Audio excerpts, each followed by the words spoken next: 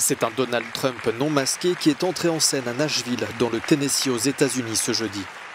Pour ce second et dernier débat avant l'élection présidentielle, Donald Trump et Joe Biden n'ont pas renoué avec la cacophonie de leurs premiers échanges, ce qui n'a pas empêché les deux hommes de s'affronter sur plusieurs sujets comme la gestion de la pandémie. 220 000 Américains sont morts. Si vous n'entendez rien d'autre de ce que je dis ce soir, écoutez ceci. Quiconque est responsable de ne pas avoir pris le contrôle, en fait, de ne pas avoir dit que je ne prends aucune responsabilité au départ, quiconque est responsable d'autant de morts ne devrait pas rester président des États-Unis d'Amérique. Donald Trump a pour sa part accusé son rival de vouloir reconfiner le pays en raison du Covid-19 et d'étrangler l'économie.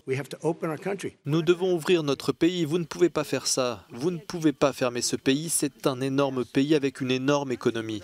Les gens perdent leur emploi, ils se suicident, il y a des dépressions, de l'alcool, des drogues, à un niveau que personne n'a jamais vu auparavant. Autre sujet de débat, le système de santé, l'une des principales préoccupations des Américains.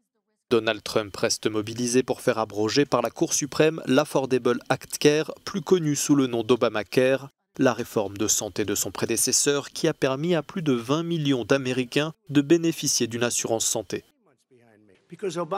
L'Obamacare n'est pas bonne, mais j'ai pris une décision, gérez aussi bien que vous le pouvez pour mon peuple des gens formidables. J'aurais pu faire l'inverse et rendre tout le monde très malheureux. Les primes sont en baisse, tout est en baisse, voilà le problème. Peu importe la qualité de votre gestion, elle n'est pas bonne. Joe Biden s'est vu accusé de vouloir socialiser le système de santé.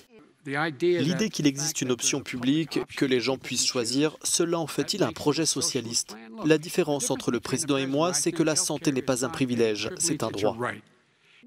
Concernant la politique migratoire, Donald Trump a vanté son bilan et Joe Biden a critiqué la tristement célèbre politique de séparation des enfants de leur famille à la frontière mexicaine. Les enfants sont amenés ici par des passeurs et beaucoup de mauvaises personnes, des cartels, et ils sont amenés ici. Et ils les utilisaient pour entrer dans notre pays. Nous avons maintenant des frontières plus solides que jamais, nous en sommes à plus de 600 km de murs tout neufs. Vous voyez les chiffres, et nous laissons entrer les gens, mais ils doivent entrer légalement. Les parents ont vu leur enfant leur être arraché des bras et séparés, et maintenant les parents de plus de 500 enfants sont introuvables. Les enfants sont seuls et n'ont nulle part où aller. Nulle part où aller. C'est criminel. C'est criminel. Au cours de ce débat, le candidat démocrate a également déclaré que s'il était élu, il se détournerait progressivement de l'industrie pétrolière, aussitôt raillé par le président sortant connu pour ses propos climato-sceptiques. Dans 12 jours, les électeurs américains devront faire leur choix.